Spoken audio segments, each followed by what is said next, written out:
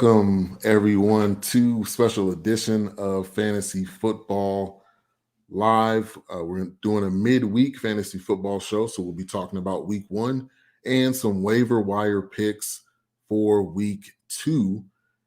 Man, week 1 started off really great for myself. First off, went 1-0. Had a little bit of, a couple of difficulties, but overall, I felt like my week went well. How was your week 1 of fantasy football? Fantasy football is back. I think that's probably the most exciting thing, is to be able to say fantasy football is back. So we got a few injuries, got a few things to get to on tonight's show. Leave any questions that you have in the chat room. We're live on YouTube and go to BS3 Radio. Make sure to like, subscribe, click that notification bell so you can be on top of all the content that we put out here. We put out a variety of different videos, a variety of different shows, sports, music, life, comedy, some of everything. All right, so the name of the team in my league is called In Dak We Trust. I had to have Dak on my team. Go back and check out. You can check out the draft show. I picked Dak a little early. A lot of people were saying, hey, you're picking Dak too early. But, the positive thing is I had to get him on my team. Being a team named In Dak We Trust, it was necessary that I got Dak on the team. So there was a little bit of, some people saying, why you pick him so high? And I'm like, hey, I had to have this guy. That's the title of my team. So it only makes sense to get that guy on the squad. So week 1 turned out good for some people, bad for others. Let me go through my lineup real quick. I got Dak Prescott, Robert Woods, Adam Thielen, Derrick Henry, which Derrick Henry, uncharacteristically had a down week. Normally he is giving you multiple double-digit, numbers. And Ronald Jones let me down. I got Ronald Jones as well. He did not have a good week. T.J. Hawkinson showed up big time. Julio Jones didn't really show up. I think it was his first opportunity on this Titans team. So I'm expecting more from him in the future. But, a lot of these guys, I think, definitely could have done better. But I definitely get it. It's only week 1. It's a long season. So people should not get, too up in arms or too shocked or surprised on what's going on. So I also had Trey Sermon on the bench. Trey Sermon did not do a lot. He was a healthy scratch. So that tells you right there that that's not a pick that I'm super excited about. And Michael Gallup went down with an injury, so he's on IR. We'll talk about some wide receivers. I got Matt Ryan on the bench, Austin Hooper, Jalen Waddle. He's going to be a big-time player, I think, for me in the future. Sony Michel, Greg Zuerlein, despite him missing multiple field goals, he actually still had 12 points. And I'm talking about PPR leagues. And then Baltimore defense, which, they end up losing in overtime to Las Vegas. So if you are looking for a quarterback going into week 2, for some reason that you need a quarterback, there is quite a few quarterbacks available. And Derek Carr is one of those. That's in my league. I'm sure probably in a variety of different leagues. He's projected to get 25 points this week. Tyrod Taylor, obviously with Deshaun Watson, who's not going to be playing anytime soon. You also have Daniel Jones. I would probably recommend staying away from Daniel Jones. I think that's probably a bad idea. You probably don't want to run after him. Teddy Bridgewater, definitely one of those. I think you should take a look and see what he's doing.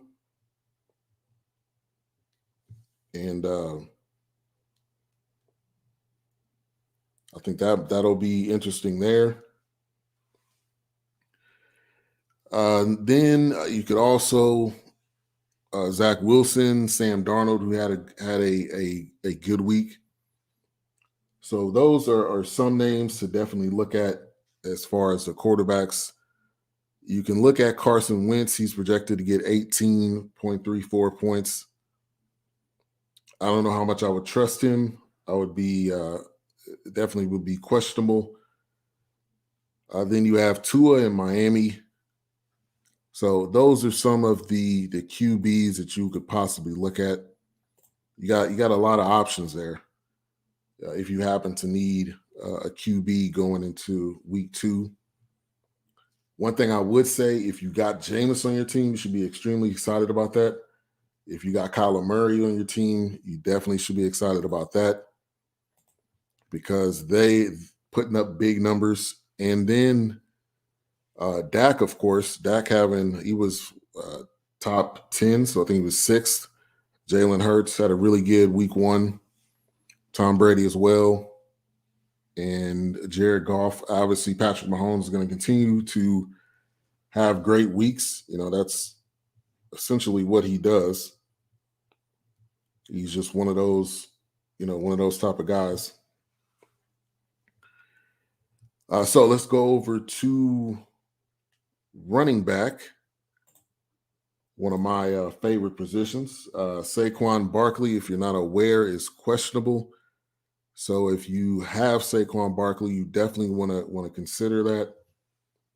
Josh Jacobs is also questionable, even though he played in week 1.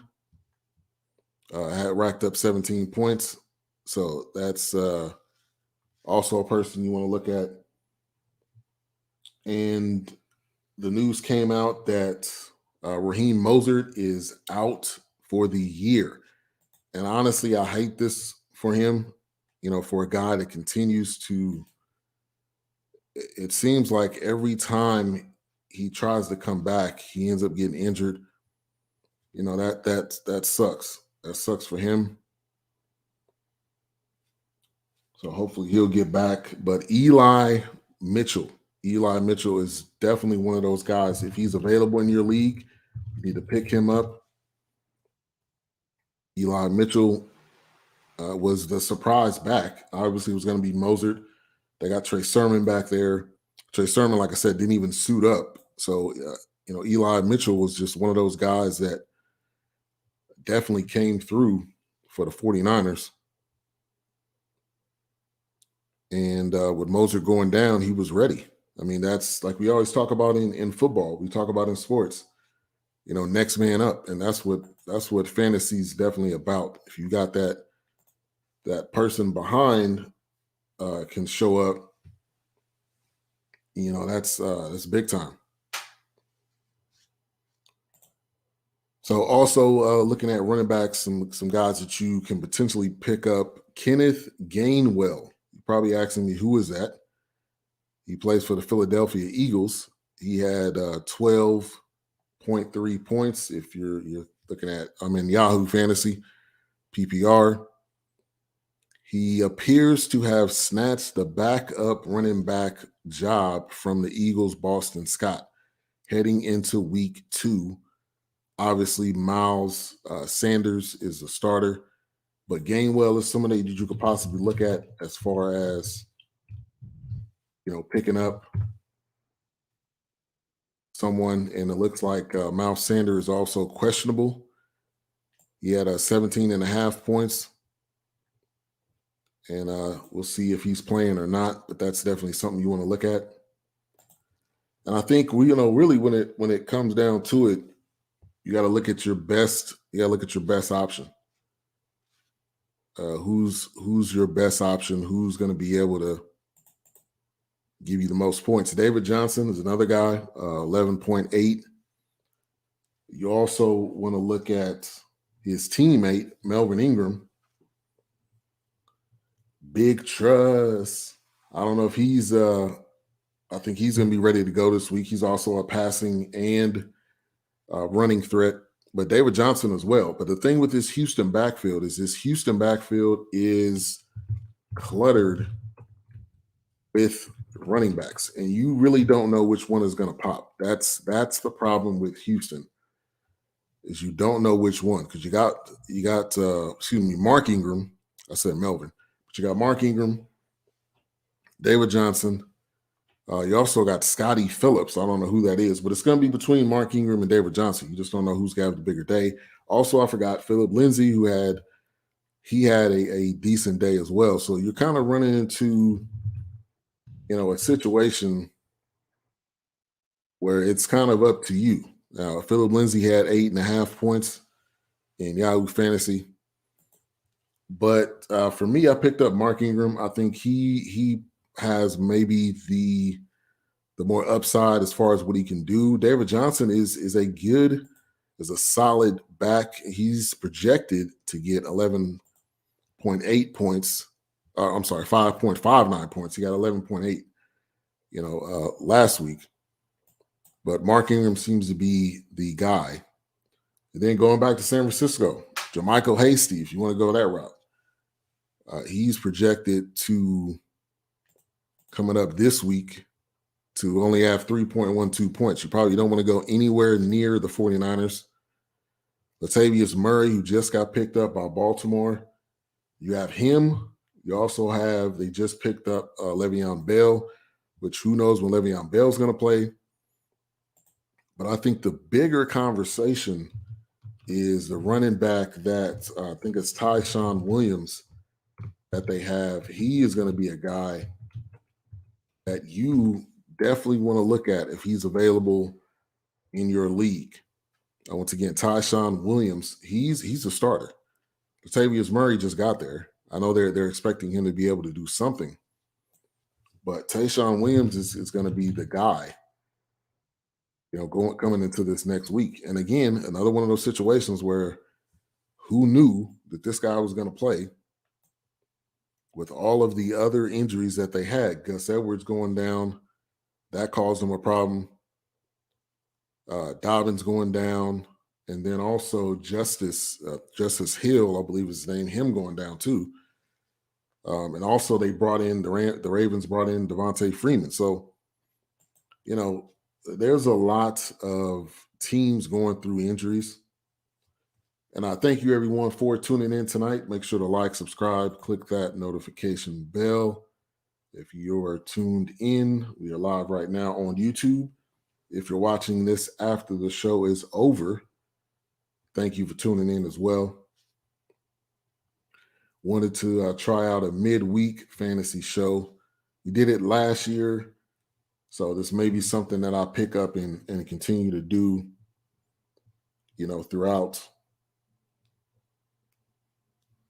throughout this season. So definitely, if you guys are interested, can definitely get back on here and talk it up.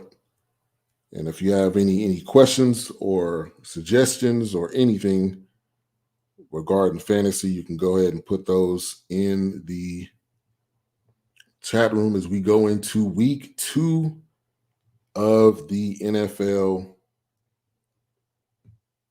fantasy football. All right, so that was kind of at the running back spot. Now let's go to wide receivers, which we got quite a few injuries here too.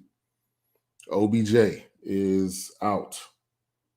I'm not really surprised with that one because I knew he was still trying to come back from that injury. Also, Michael Gallup is out. Him having a injury as well. That one caught me off guard because I didn't really notice he was injured.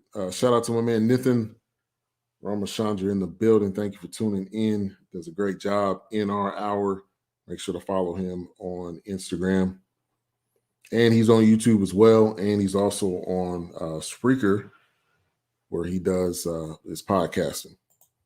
So Michael Gallup, that one surprised me. He's going to be out 3 to 5 weeks. He's already on the IR. So, when you look at that, he's going to be out for a considerable amount of time. So they said my team is 0-1 because of Aaron Rodgers. Aaron Rodgers, which I'm going to be posting something in a minute. these memes of Aaron Rodgers is hilarious. I'm telling you, this is some of the funniest stuff I've seen in a while because he looks like he's sabotaging his time in Green Bay. That's what it looks like.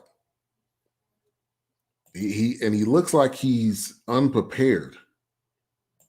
Jermichael Finley, his former teammate, came out and basically said he looks unprepared. He looks like one of the most his most unprepared season or in a while, and you could clearly see that. I don't know if he wasn't on the same page, whatever it was. They got blown out, and not in a cute fashion. They got blown out. That is not the way things work normally for the Packers. But this is not a normal time. This is not a normal situation, especially with them not being there the majority of camp. They lost 38-3. I just saw that we signed another wide receiver, I think, says Nathan. Yeah, Cowboys, I'm going to touch on a couple of Cowboys players other than Gallup, but definitely Gallup is out. So CeeDee Lamb is definitely, he's probably not going to be available, I'm sure, in most leagues. But CeeDee Lamb, if somehow he's available, if you want to trade for him or whatever that may be, do what you got to do there. Cedric Wilson is going to be a guy that may get some touches for the Cowboys, so that's a guy you can probably look at. He was getting some looks, so he could definitely be a guy you want to look at. He's projected to get about 9 points, and he's owned in almost none of the leagues. So that's probably somebody you want to watch for. I'm not saying you should go and leap for him quite yet. But going over to the wide receiver spot, I think a couple of guys that you want to look at. You got Zach Paschall. Reggie Davis could be an option. Definitely that'll be probably like a flex option. Zach Paschall, somebody you want to look at for the Colts. Nelson Aguilar. I want to go. I was thinking about going after Nelson Aguilar, but I'm not 100. I'm not 100% sold on him just because he really doesn't do, and he really hasn't been that type of player that you need to run after and get.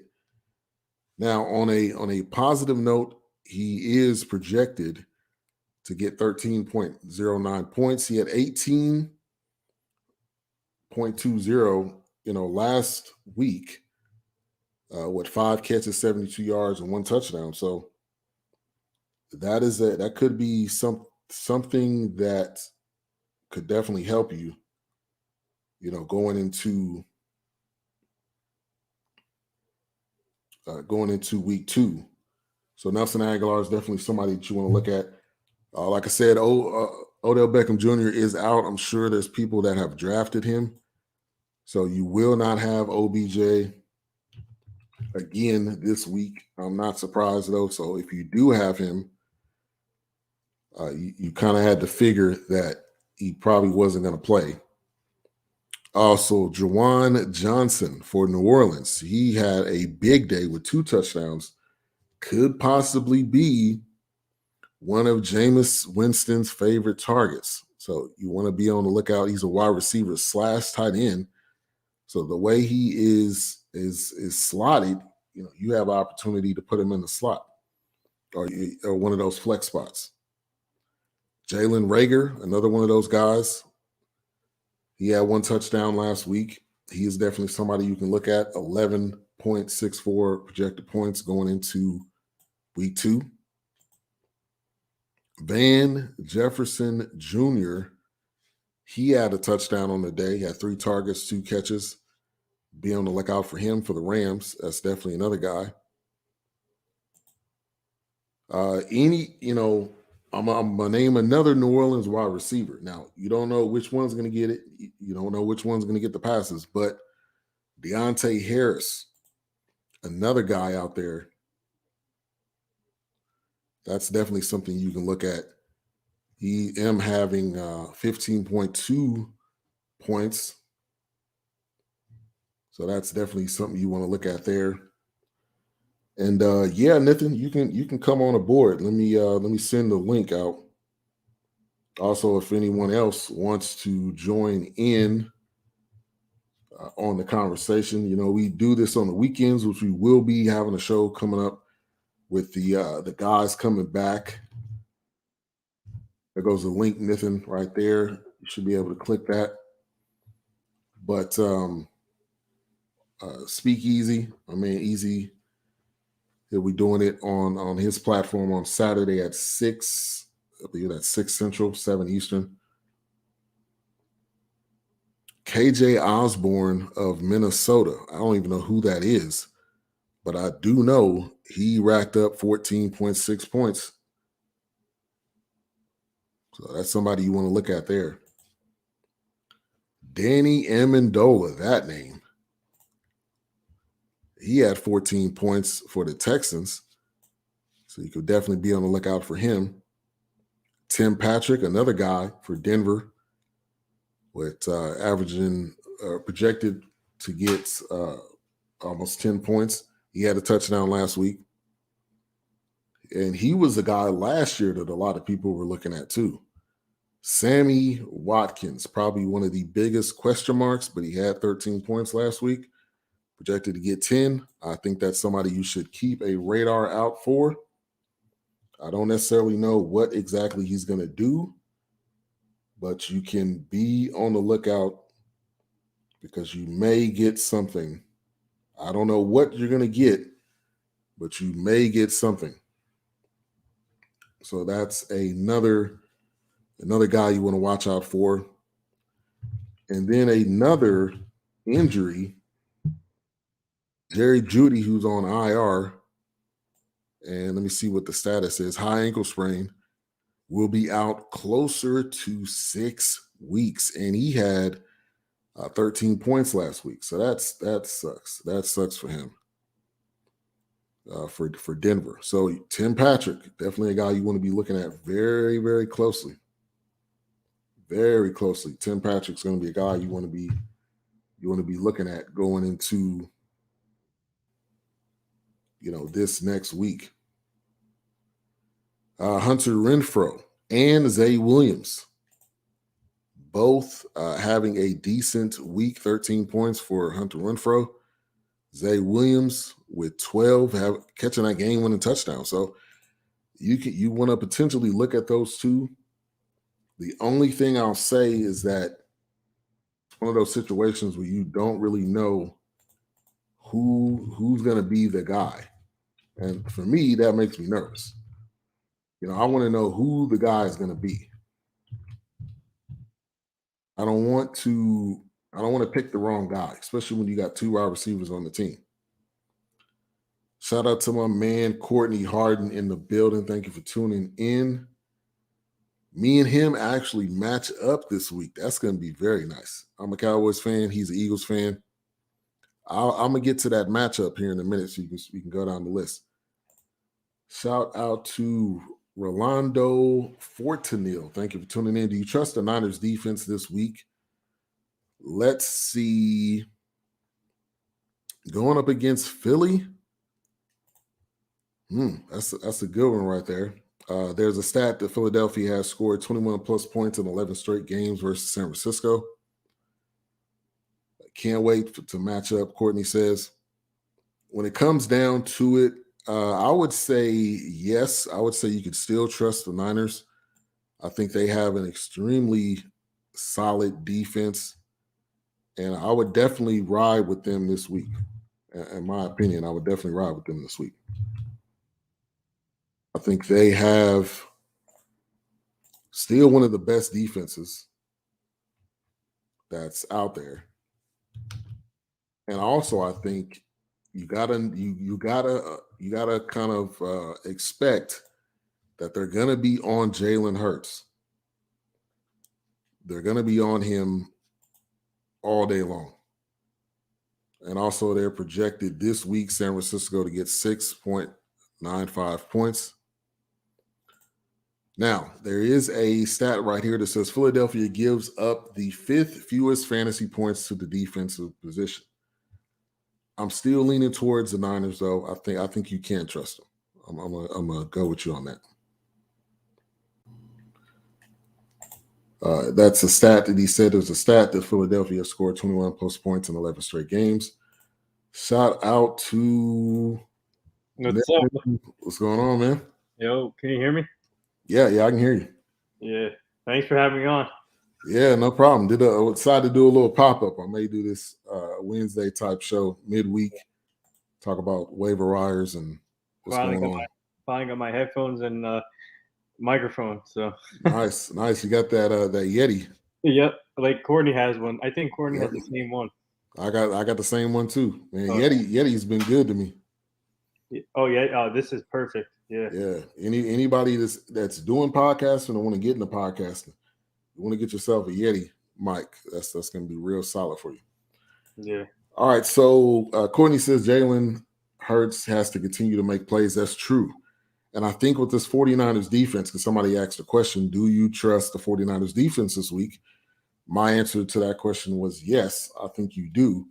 I'll pose that question to you, Nathan. What do you think about the 49ers D going up against the Eagles this week? I like the 49ers defense, but the Eagles have to continue with Jalen Hurts, obviously. If you look at him, what he did week 1 against the Falcons, he shredded them apart. So I don't think he'll do the same against 49ers, but I think he'll have a decent game. But the 49ers defense is a great defense. Obviously, I like the way they play, and obviously they lost Robert Saleh, but their defense is still amazing. So I think that game will be a close game. Not like the Eagles have a tough matchup against the 49ers, in my opinion, and that's going to be a great game to watch. Yeah, I think that's going to be real good. So what's your thoughts going into week 2 for your team? How did you do week 1? Oh man, I went 0-1 because of Aaron Rodgers. I don't know what I feel like he wasn't into the game. I think he was focusing on himself and worrying about his future. I think that's getting to him already, and I'm just worried as a fantasy owner. Obviously, I don't think this thing is not gonna go for the long haul. I think he's gonna turn it around. Obviously, a great quarterback in the league, right? Why purposely tank for himself? I think he'll bounce back, but I'm just worried that with his offseason news, it might be getting to him already. But I'm excited for next week. I'm hoping I can bounce back because I need some big time help. Actually, I got a lot of points from Darren Waller for Monday Night Football, but oh yeah, that was your best pick right there. Yeah, Darren Waller, man, this guy. Speaking of a inspiring story, this guy is amazing and overcame a lot. And I think there's a future on him. I saw on ESPN. Everybody should go check that out. And this guy, I'm happy to have him on the team. And if someone's looking for a trade in our league, I'm putting him as untouchable. So there you go. Yeah, he's comparable to George Kittle, Travis Kelce. He's right up there with all of those guys, and he's done that in a short amount of time. I think that's the biggest thing. He kind of came out of nowhere, but his story is amazing. I heard I don't know if he was homeless or something before he ended up. No, I think it has involved alcohol and drugs, I think. Oh, okay. But it's pretty amazing. Yeah, I mean, all in all, my team looked good, but except for the Aaron Rodgers thing just killed me. It killed me. I don't know. But I got Justin Fields as my backup, so yeah, waiting in the wings for me. When do you think he's going to get the starting job? I mean, we saw some snaps with him already in week 1 against the Rams. So, to be honest, this is really tough because I think with Matt Nagy, I think this is to be honest, if Matt Nagy wants to stay, I mean, to be honest, I think he's going to be on the hot. This is a hot seat. I think. All right, I'm going to say this. I think that we're going to see Justin Fields by week 4, week 5. There you go. Okay. All right. I'm thinking by week 6 because you can't take Andy Dalton for that long. I guarantee you they're going to be calling for him in the next couple of weeks because Andy Dalton's not it. Like, people, don't kid yourself. He was on the Cowboys last year. He wasn't it then. Yeah. He's definitely not it now in Chicago. So, you gotta sell it and say, oh, he's the starter, but he's not gonna be the starter for long. Justin Fields is way too talented to just be sitting in the wings, playing behind Andy Dalton. So Right. it's not gonna take long at all. I think I agree with you. Either like what I said, week 4, week 5, or either what you said, week 6. So yeah, I think around that time frame. So that I think that's a good. You know what? By that time, we'll know where the Bears are at as a team. So right. Courtney said, "Do you have the StreamYard link?" I do, Courtney. If you want to, bring in Courtney here. Where's Courtney? He said he can jump on. All right, I'm gonna send it to you. It's actually in the chat. You may be able to click on it, or I'm gonna send it to you right now. But I was looking at wide receivers. You got Christian Kirk, who had 44 points. I don't know if you've seen that. Oh my God! I gotta switch it up. Yeah, but I was not expecting him. I was not expecting him to get that many points. I mean, Hopkins did pretty good, but I think Christian Kirk got most of it. 24. Yeah, 24 points. Kyler Murray had a great day. Kyler Murray, obviously Dak was up there. Yeah, that's a good thing you reminded me. That's why the reason why I dropped him for one of the tight ends I got drafted. I dropped like 8 tight ends, right? So yeah, you were definitely getting clowned for that. You were getting heckled. All right, let me ask you this: Do you think this is a good week to bench Juju Smith for Christian Kirk? Let's see. They're going against Steelers. Are going up against Las Vegas, and I would say Arizona against Minnesota. Yeah, I would say you still go with Juju because I think the Raiders defense is. I can put Christian Kirk in the flex and then put Emmanuel Sanders on the bench for this week. Yeah, because I think you got. It looks like what I'm seeing, you got Tyler Boyd. You got Tyler Boyd starting, so you could definitely leave Juju on the slot or put Juju and Christian Kirk or switch it up. Yeah, because I also have Emmanuel Sanders in the flex right now, so I'm gonna bet. Actually, no, sorry. No, I don't have him in the flex. Oh, okay, yeah, I have. I know what I'm gonna do. Yeah, I also have Keenan Allen, one of the best receivers. Oh yeah.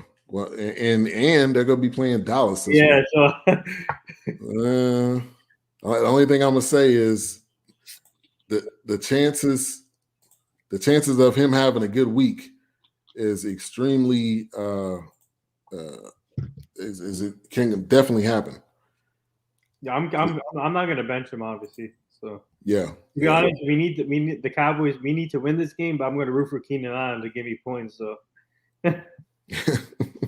But the Cowboys need this game. We can't afford to go down 0-2 this year. No, we can't.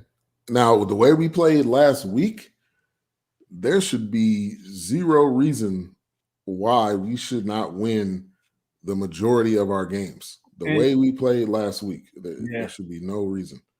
I mean, we played well last week. It's just a missed field goal by Greg Zuerlein. And then that was a offensive pass interference by the Buccaneers, which I don't get why all these calls go against us for some reason. We don't get the right way because for some reason the NFL has something against us or something. I don't know. The NFL loves us. That's why they keep putting us on prime time. All right, so let's go to some other waiver wires as far as wide receivers. Now, New Orleans playing extremely well with Jameis, and I think that the biggest thing is, that's crazy. Right, exactly. I think the biggest thing is you don't know which wide receiver it's going to be. because you got so many. I talked about Juwan Johnson, Deontay Harris. So you just don't know which one is going to be the guy.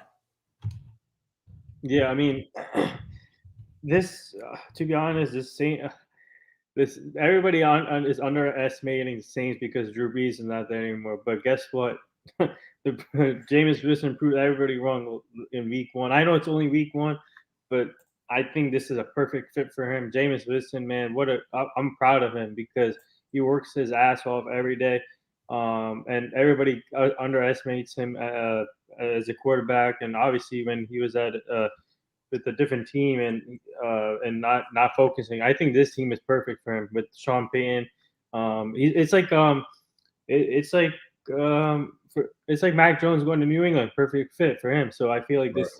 I think this offense is scary even without Drew Brees still, and obviously you got Alvin Kamara, one of the best running backs in my opinion, close to second to Derrick Henry in my opinion. So yeah, I think the Saints will be fine. It's just can these receivers hold up for the whole season, or if someone gets injured. I think my concern is the depth for the Saints in the receiving spot. But if everybody stays healthy, man, watch out. I love Deontay Harris, a young receiver. Everybody should be sleeping on him because don't be sleeping on him because this guy is a great young receiver. I like. But they have weapons, and this team can potentially contend for the playoff spot. Yeah, definitely. Shout out to Aiden Bear. Thank you for coming through. Mr. We got to call him Mr. Troll because he was going off on everybody's picks. Where's Courtney at? Yeah, I sent him the link. For some reason, he said he wasn't able to get on, but I emailed it to you, Courtney. So hopefully you can get on now. Love to get your takes. It's definitely as we're going into our matchup this week. All right. So, you guys are facing each other? Yeah, we're facing each other this week. So that should be. There's gonna be some trash talking here. That should be nice. Shout out to my man D Great, the greatest from South Central. He's a DJ podcaster on Spreaker XY Radio. Let me know how you feel about the Cowboys, D Great. He's a Cowboys fan. Let's go Cowboys. How about them Cowboys? He definitely need a win. I think we got him here. Whoa. What's up, Courtney? Hey, can y'all hear me? Yeah. Late pop-up. What's going on? Yeah, I saw that you were on. I said, hey, why not do a fantasy show? Let me jump on here with you guys. So, yeah, glad to get on. Yeah, midweek fantasy, perfect timing. We got Thursday. All right, I don't want to see any trash talking here because you guys are facing each other this We're in first place in the division, right? The Eagles first place. Yeah, that's what Bears fans are saying, and that's what Raiders fans are saying. We in first place. Yeah, right, one game, right? That's funny. Yeah, Aiden Bear says Joe Mixon's season. Oh, I love Joe Mixon. This guy's gonna have a monster season. I was talking to my friend the other day. I said one of the sleeper teams is the Bengals this year. In my opinion, I think they can. Joe Burrow can stay healthy if that defense can play like what they did, a few years ago when they had Dunlap and I told my friend, one of my friends I was talking to the other day, we were talking about sleeper teams, and I brought up the Bengals because I feel like their offense is there. But the one concern is the defense. But if the defense can hold up, then they'll be fine. So yeah, I think the biggest thing is that this is Joe Mixon's. He's got the keys to the running back spot. Before he had Bernard looking over his shoulder. He's got Samaje Perine there, but this is Joe Mixon's running game. Yeah, Geno Atkins. Yeah, that was another one of those defensive guys. Yeah, Joe Mixon looks. He got a lot of work in first week 1. I mean, he was catching out of the backfield. They targeted him a lot, and they ran the football with him. So that's the recipe for the Bengals, as you said. That the offensive line is still shaky, so they all got to stay healthy. Mixon, Joe Burrow, and he's got the weapons. I mean, he's got really good receivers. So it's not like he doesn't, chase. He got T. Higgins, Tyler Boyd he's a sleeper receiver. So, and now he's in the slot. So it's Joe. I mean, he's got weapons. So Joe Burrow's definitely Bengals are a team to look out for if they can just stay healthy and keep him upright with that bad offensive line. Right. All right. So give me your thoughts on your week 1, Courtney. How'd your team do? Well, I lost in our league. I'm 0, so we're 0-1 now. So I'm looking at it now. Saquon didn't, which I figured he wasn't going to get a lot of run, and the Giants got blown. They was getting blown out. Denver was all over them. So I figured he's not going to get the work yet, the workload until like couple weeks into the season. I don't know if he's playing tomorrow because it's Giants in Washington tomorrow, right?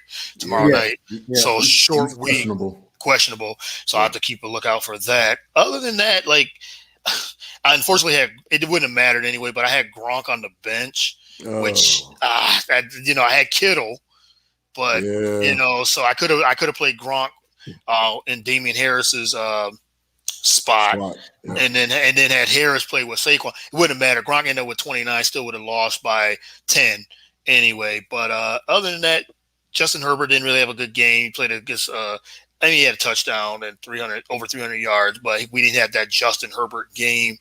Devontae Adams, I know Nathan was talking about Aaron Rodgers. He didn't really. He got the targets, but yeah, I'm 0-1 because of Aaron Rodgers. Yeah, so that was a big. T. Higgins did well. Miles Sanders did really well. Not too bad, but I had 101 points, but I think you got to score at least 120, 130 in this league just to win, just to win your matchup. So This league I didn't do so well, but my other league, what I'm in with, shout out to Damian Adams. I'm in that podcast league. That's a money league that we're in. Dominated. Like I had 150 something points in Kyler Murray. Like he just dominated. So it was that was a good one. So I'm 1-0 in that league. Yeah, that's crazy. And I made a mistake, and Ben brought Ben. Thank you to Ben for updating this because I didn't realize Christian Kirk had 44 points. I had him on the bench last week. 24. I misquoted 24. That's still big. Yeah. That's right. That's a big day. Kyler Murray. Yeah, he's gonna be lighting it up all year long. But Hopkins, D-Hop is going to get most of the catches, but it seems like Kirk may be his second option. Yeah, it looks like it. And for this league, I had the big games. Kyler Murray, Christian McCaffrey, because I had the number 1 pick. Lockett had a big game, so I had him. Goddard, he caught a touchdown. Thielen, and so that was a solid. Those 5 players really, and then really didn't do anything. Jonathan Taylor was okay. That team right there. I mean, if Taylor and Ridley does anything, I would have probably had 200 points in this league. So I told that league, I said, I'm putting y'all on notice. Like I'm coming to win this money. Kyler Murray, if he plays like this, and then Chris McCaffrey plays what he does and stays healthy, I'm coming to take y'all money. How much money do you win in that league? There's 10 players. There's 10 people. It was $20. It was $20 a team. So I think first place is $160 or $150, and then second place is $50. So. That's nice. Yeah, trying to get that $150. You got to get that. Come on, Corey. I know the guy's got to stay healthy. I got McCaffrey's got to stay healthy, and if he stays healthy and Kyler Murray plays like he just did all season, which is possible, like I said, with all that talent, he's got a lot of talent, and the defense. Surprisingly, the defense was lights out. They took it right to Tennessee last week. So. Shout out to them, man. Shout out to the Arizona Cardinals. I have a quick question for both of you guys before we move on about the Cardinals. Where is AJ Green going to fit in all of these plans? Because you got Hopkins, you got Christian Kirk, and all these other weapons. Where's AJ Green going to fit in? Here. That's a good question. I mean, he's looking like a third option at this point. He had 2 catches last week. Yeah. The way. I think Kyler Murray's going to throw it to whoever's open. And I think if AJ's not on the field as much, he's a third option at this point. Yeah, I agree. And he might even be fourth because, they still got Chase Edmonds. so like say AJ Green, they got the rookie Moore, who looks like, he's got a lot of speed. So I guess like you said, if wherever Kyler Murray, he's got so many weapons, and he can distribute that ball. He likes to distribute it, evenly, kind of. I mean, D-Hop's the man, but you never know. Like Kyler Murray, whoever's got the hot, whoever's getting open, he's seeing the field much better than he did in his first year. So he's just keep progressing as a quarterback. So whoever's open, he's gonna give it to whoever. So they got, like I said, they got a lot of weapons, and they're gonna be tough. They're in a tough division, but they're gonna be tough. Yeah. We got a question from Aiden. What week do you guys think Fields will start? I said week 6. I said week 4, week 5, but I think I agree with Ben. I think week 6 is the most realistic option there, and like I said, I think that's the time near that area, that time frame. We're gonna see where the Bears are at as a team. Yeah. What you think, Courtney? Yeah, before the season started, I said week 4. I'm just gonna look at their schedule real quick, because that'll decide. So they got the Bengals at home this week, then they got the Browns on the road, and then the Lions. So they could be 0-3 going into the Lions game. That might be week 4. So I can see week 4 is that's where he would start. So that'd be a good game for him to slide right in and get that run. So I still feel like it's gonna be week 4, because I think they possibly could beat the Bengals. Like I said, depends. But that the Browns, the Bears, and the Browns, that the Browns should win that game. So I would think by week 4 or 5 we'll see Justin Fields. Yeah. And I think anybody that thought Andy Dalton was going to get more than 4 weeks is delusional. He just played for the Cowboys last year, and clearly he didn't. There's nothing left in the tank. I'm sorry to say it, but there's nothing left that's there. So Justin Fields is leaps and bounds more talented. I think it's just obviously the learning curve. You know what should happen? Yeah. Sorry to cut you off, but you know what should happen? Once Justin Fields gets the starting job, Andy Dalton should just announce his retirement and have Nick Foles as second. Might as well. Yeah, Nick Foles is still over there. Wow. Yeah, Aiden says tough schedule for them, week 6 through 9, and then by week 10, and then Ravens week 11. Well, he's in a tough conference regardless. So anybody that he's going to play, they're going to be after him. But I agree with you. I mean, they do have a tough week coming up, but you gotta put the kid in sooner or later, or else the fans are going to start getting upset, and then they're going to start causing issues. And it depends on the direction they want to go. Do they want to give him, Justin Fields limited time in between, or do they want to just kind of throw him in there at some point in time? So it's their decision, but I would say just get a kid the keys. He's got to figure it out anyway. Yeah. Right, and Matt Nagy's on the, like I heard Nathan said earlier, he's definitely on the hot seat. Like him and the general manager, they're on the hot seat. So Bears fans are thinking, you want to save your job, you better play Justin Fields pretty quickly and pretty early. If you're 0-3 going into that Detroit game, and you're still playing Andy Dalton, and he's looking terrible, and you don't want to make that that decision. The players love Justin Fields, so he's already got the command of the offense. He's already got the command of the locker room. Right. So, but if you want to say, okay, we want to stick with Andy Dalton, I don't mind him starting Andy Dalton in the beginning of the season, just to see, okay, well, he's a veteran.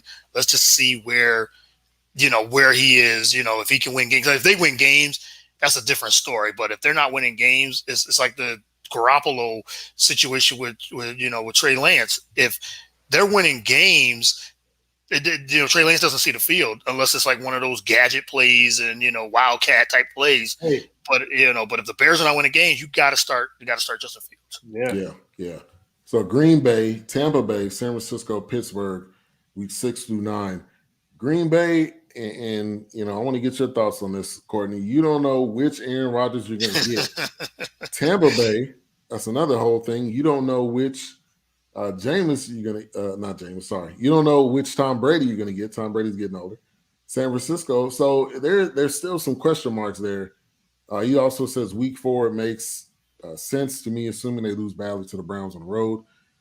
Would get Detroit and Las Vegas weeks 4 and 5 before the tough stretch of games. But give me your thoughts on A-Rod. Is he tanking for his own career success? I hope not. I mean, and it's funny because, you think of Aaron Rodgers as this, competitor, the way he is, he's competitive. And is he sticking it to Green Bay? I don't think so. It's funny because I was listening to the Pat McAfee show, I think it was yesterday or the day before, and he had Aaron Rodgers. Aaron Rodgers sitting back in his recliner and just chilling and saying, he said, I know all the people in the media are gonna talk about how bad. He said we got our butts kicked. Like that, plain and simple. He said we did. He said the funny thing is we got 16 more weeks to get this right. And so he did that whole thing, the relax thing, like he did a couple of years ago when he told everyone just relax, we'll be fine. I think Green Bay will still be fine, especially in that division.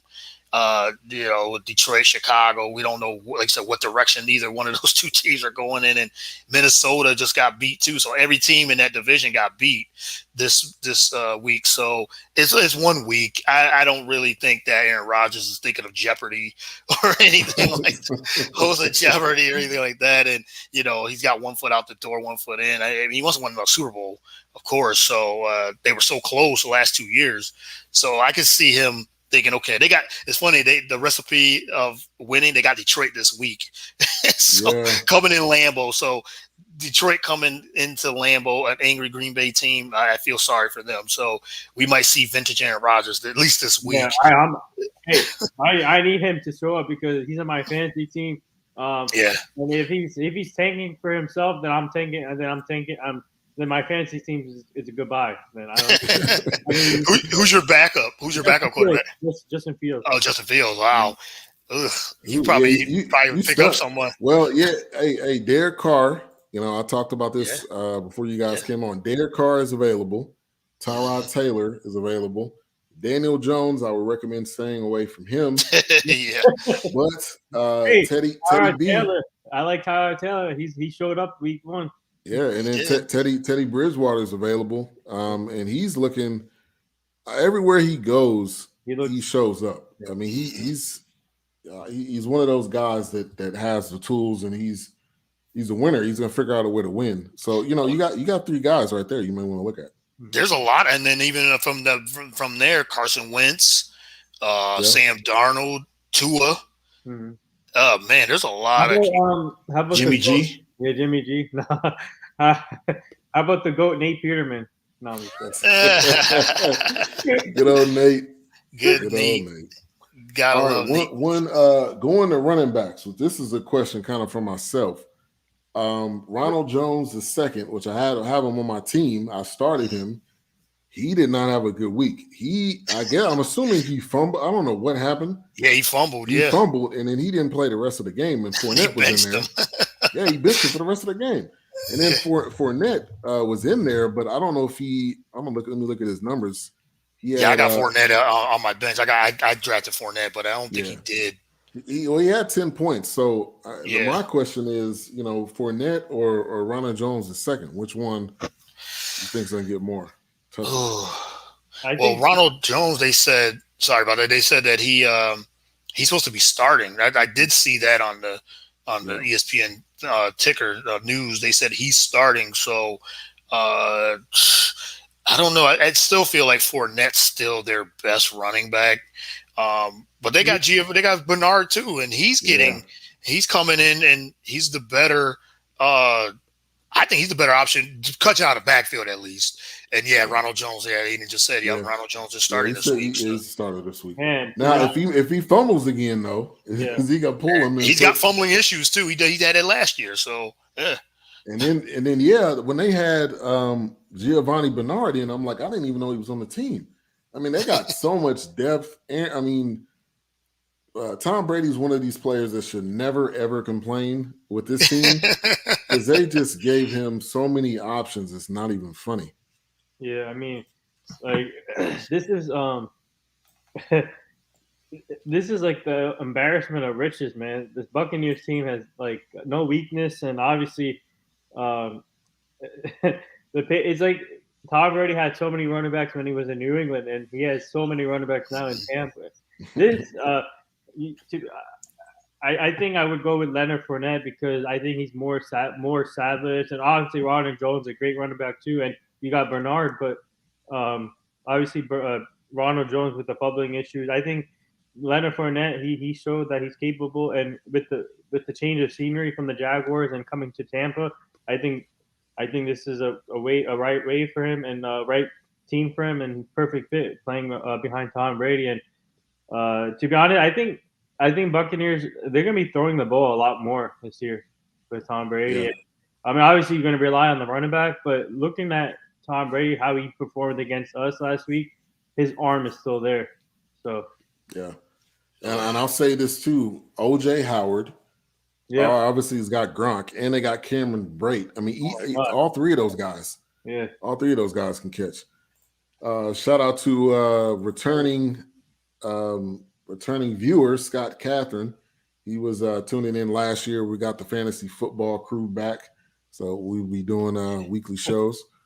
Fournette is a more complete back as he is a pass catch. Yeah, I agree.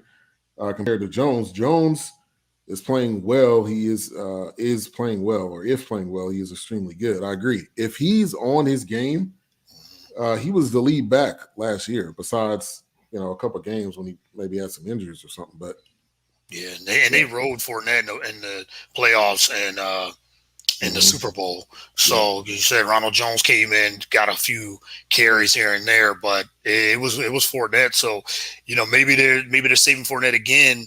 But that's Tampa Bay. They said rag of riches, man. They got so many weapons. Tom Brady's got weapons on the outside. He's got his tight ends. He's got the running game, the running backs. Offensive line is pretty good, and he gets rid of the ball in 2 seconds. So it's like you can't guard them. They're like the Warriors from a few years ago when they were just loaded with when they had Kevin Durant, and it was just like, okay, who do you guard? You can't guard KD. You can't double team KD because Steph is that lethal weapon out there. You can't guard him.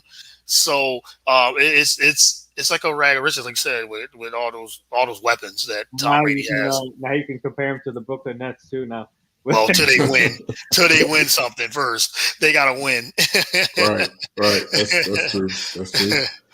Shout out to Louis Hollis. He was frequent listening last year as well. Got the people back in the building. With that Philly Abby right there. Ben Simmons. Oh, that's a whole other story. That's a whole other story, man. Oh, big Ben. Say that for a different show, Ben. Yeah, really. That's the NBA show. I'll definitely have to let you guys. We have to do a show for that. Living here, you hear it every day. Yes. I don't even listen to sports radio here anymore because they stay talking about the same thing. I'm like, the Eagles just won. Can we talk about that a little bit more than Ben Simmons at least? I mean, late to the season start, and Ben doesn't show up to training camp, then we can say, okay, we got to get rid of this guy. But they want too much for him. They want. I know. Let me ask you guys this question. I know you guys saw the story about Tashawn Watson. This was during the draft, and this came out that I guess they offered they didn't say the team. They said it was 4 teams. And but they said it was 3 first-round draft picks, 3 second-round draft picks, and Houston said no. Right. So it's like, look, they want to get rid of Deshaun Watson. Yeah. Well, I'm saying they want to kind of go into basketball. They want to get rid of John Wall. Yeah. Why don't you figure out how to make a deal happen that way? That's what I'm saying, right? I've been hearing Kyrie for Ben Simmons swap. What? Yeah, and Kyrie said he would retire if they trade him out of Brooklyn. He said if he leaves Brooklyn, he's going to retire. He's already 1 foot in, 1 foot out at this point. If one thing goes wrong, or if he gets traded to the wrong team, I could definitely see him stepping out. Let's get to this question here. How you guys feeling about the Broncos running back situation with Williams and Melvin? That's a good question. I think Melvin Gordon is the lead back. He's going to get the touches. Javonte Williams is the rookie. I like the guy. He's actually from my school. My school being North Carolina. He went there, so he definitely has the the skill, no doubt about it. But I think I'm leaning towards Melvin Gordon getting. He had a great game all week one. touches. Melvin Gordon showed up week one against the Giants. So I think, in my opinion, keep riding with Gordon until something happens, obviously injury. But Yeah, I agree.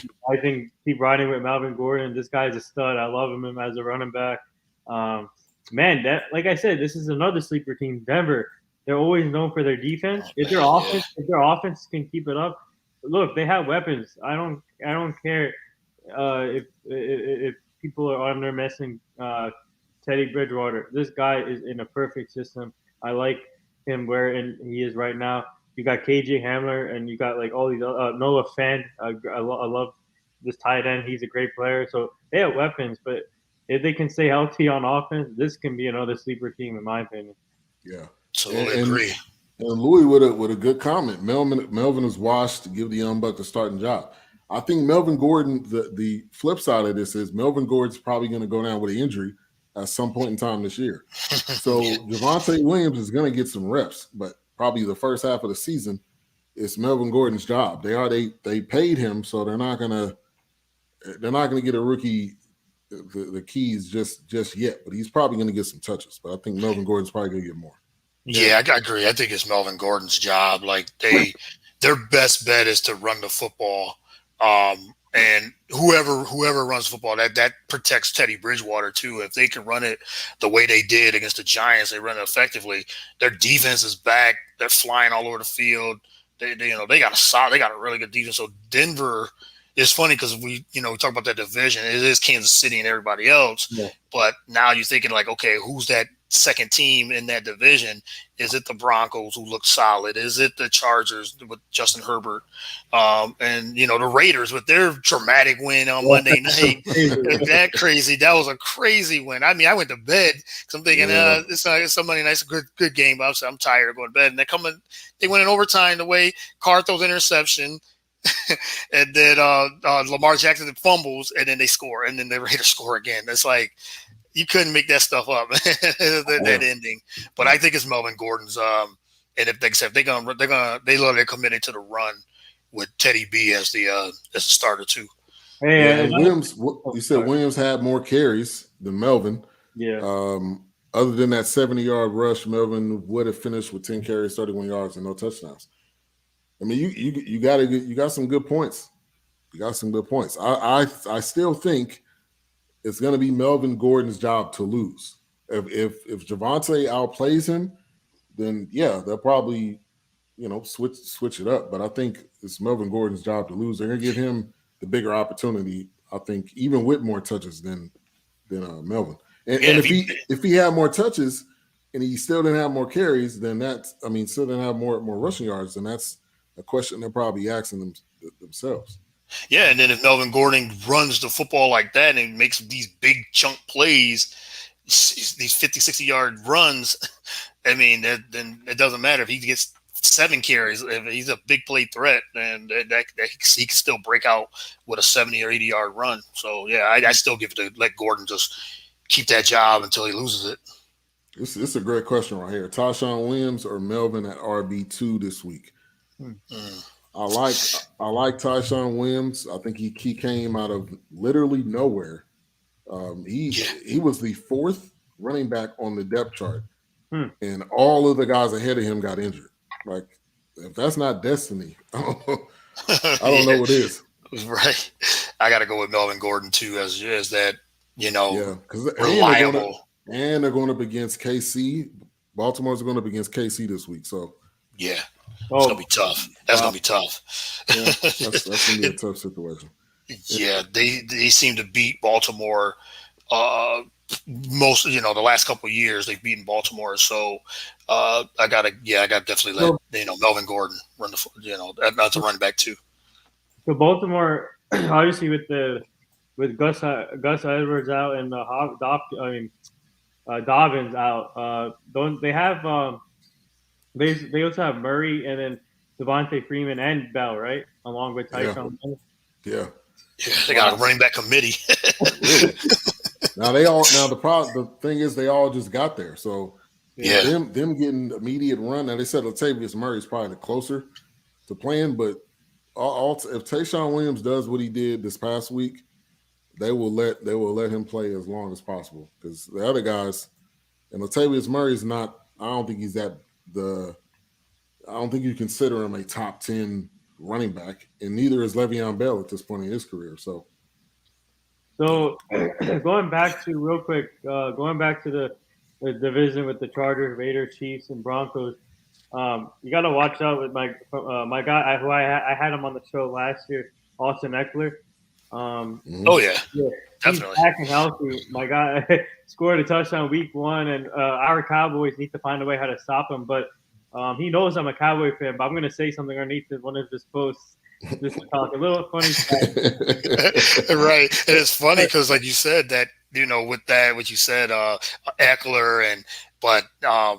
Kids, I would say San Diego, LA Chargers, with Keenan Allen, he gets so many targets, man. Like, this guy gets so many targets. So I can see, Dallas. The question would be: is Dallas now? Are they on the hot seat? Like, is the pressure on now? Because it's very possible they can go 0-2. It's very, very possible. As great as Dak played, Dak played tremendous. I mean, he was probably one of the top quarterbacks of the week. Brady and Murray and a few others. But Dallas cannot go down 0-2. And if, say, the Eagles do win against San Francisco, they cannot go down 0-2. And then Dallas and the Eagles play week 3 Sunday night. So, and here's the thing, too. Demarcus Lawrence has a broken foot, of course. Yeah, of course. Of course. Week 1 with a broken foot. How long is he out for us now? They said they don't know. It's indefinite. It's one of those that same injury that Dez had that. Oh, I think we lost Ben. I think we lost Ben, the host. So I guess we got to keep it moving. Actually, let's stick with the Demarcus Lawrence situation. I think. Right. This is crazy. I didn't hear about that till now, the Lawrence news, but that's going to be a big loss for us. But we got some good, capable backups that can step up right away. And that's the reason why we drafted like 6 players in the first round of the draft. And most of them were the defensive linemen. I think it's time for these players to step up. And I'm hoping Demarcus Lawrence is not out for a long time. But I think we got capable guys who can step up in the meantime. Oh, you definitely do got capable guys. Dallas they're a solid team overall. The defense, played much better than we anticipated. They just allowed a lot of big plays. That was the difference. And then, the kicker, of course, missing those field goals and the extra point. But the defense just got to stop big plays. And, like you said, you got Justin Herbert, got another good quarterback you're going against, young quarterback. Who's looking to we won, we beat a good Washington team with a good defense. Now we got to go against Dallas. It's going to be probably a high scoring game. Yeah. So I guess it depends who gets. Did they go? There's going to go team against each other. It's going to be tough. So we'll see. That's going to be a really good game. So, but just to go off what Aiden said, he said Melvin Gordon is probably safer. Especially against the Jags defense, which isn't great. Yeah, that's a good point. I think it is Gordon against Jacksonville. You can see the comment. Yeah, I can see the comments. Yep. He said, Demarcus Lawrence out 6 to 8 weeks is what he's heard too. So that's a big blow for Dallas. I mean, they can't afford to lose. They can't afford to lose any more people at all. So let me ask you we're talking about running backs in Dallas. Are they going to feed the beast? Are they going to feed Zeke? That's the question. Zeke has to have a better game. In my opinion, Zeke needs to have a better. First game, he didn't have that much carries, and we threw the ball a lot that game. But I think this game, we need to run the ball a lot more. So I think Zeke needs to come up big. I'm not worried about it, but if Zeke runs – you good, Ben? Yeah, I don't know what happened. Something It was just scrolling. We just kept it rolling. Yeah, I was gonna say just keep talking. I don't know what happened. Okay, it's so funny because you got 3 hosts. So we like this was like, so he's like a handoff. Like, oh yeah, they good. We're just conversating. No, we're on the Zeke topic. Like, yeah, we're talking about Zeke. So Zeke, obviously week 1 he didn't get enough carries, but week 2 he needs to get. I think this is a game where Zeke needs to have a huge game, and Kellen Moore, he needs to future the offense towards Zeke in this game because you don't want, especially being on the road in SoFi Stadium, which is a great atmosphere. I've been hearing, and if you want to keep the ball out of Justin Herbert's hands, just keep running the ball with Zeke, man. I think this is a game for Zeke to shine, and I'm hoping because Zeke definitely needs to bounce back, and he's healthy. Dude, this guy's in shape. I was disappointed that he didn't get enough carries last week 1 against Tampa. So I think week 2, this is the game for him to shine, in my opinion. Yeah, and one thing I heard is that Dak changed like 12 of the plays. Reportedly, this is what Kellen Moore said. Dak changed 12 of the plays, and maybe we're running plays. Oh. So I think the run was being shut down, but I think Zeke is one of those running backs, though, if you just continue to pound him, eventually he's going to break through. And this is historical for the Cowboys. They just gave up on the run. Now the pass game was working. So, I mean, I don't necessarily fault them, but I do think this next week you got to get Zeke into a groove.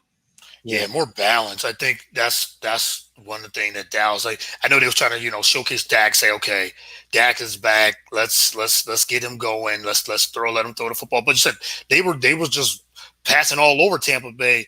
And I think, listen to like a lot of Cowboy fans throughout the week, they were saying that the game plan, which we knew was not, okay, we're not going to run the football against this tough Tampa Bay defense or anything like that. So I guess it was game scripted that way, that we're not going to feature, Zeke as much, but I still feel like that's your best chance of winning is featuring him. And plus, I think shout out to LaDonna too. She had brought this point up. She was saying that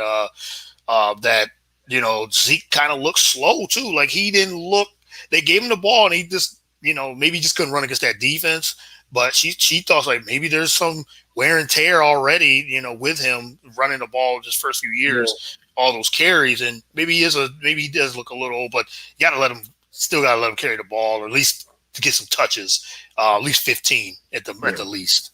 I agree, and I think too, Zeke's body may be wearing down. That is the thing about running backs. It doesn't matter. It doesn't matter who they are when they get, unless you're just a freakish talent. Like AP, certain, right? He's only 26, but when you get to a certain age. Football age, he's older than that, but it starts to wear and tear. Now the flip side is it's only week 1. I definitely think we're going to see a lot of Zeke. They're going to sprinkle in Tony Pollard, but I think the going back to the Cowboys, and then we'll get to this question from Brandon. Thank you for tuning in. But Demarcus Lawrence out 6 to 8 weeks is what Aiden heard. That sucks. Hey, and then Randy Gregory. Yeah. Yeah, Zeke should be feed Zeke. And Randy Gregory is tested positive for COVID on Monday. Oh my God! So this defense is real shaky. I said earlier before when you got cut off, I said that I think we have capable backup defensive linemen that can step up right away. I really like our depth this year. I think I'm just hoping, obviously, Demarcus Lawrence 6-8 weeks, and then hopefully Randy Gregory will be ready for week 3. But I think we have enough depth in the defensive lineman, I think, this year. Yeah. Now to Brandon Chong's question, thank you for tuning in. How do you think Elijah Mitchell will play in San Fran? I think he's going to be the starter. Obviously, Moser's out. Trey Sermon was a healthy scratch last week. To me, that was extremely telling because I thought I got Trey Sermon on my team, and the dude didn't even play. So to me, that means they don't think he's ready. Obviously, if they got him that lower in the depth chart, But I think also that means they must like Elijah, and he was 4th on the depth chart behind Jermichael Hastings. So I'm leaning towards Eli this week. And a comment from Shanahan was basically saying next man up, because he was like, they asked him about Brandon Ayuk, and he was like, well, he's been injured, he hadn't been in.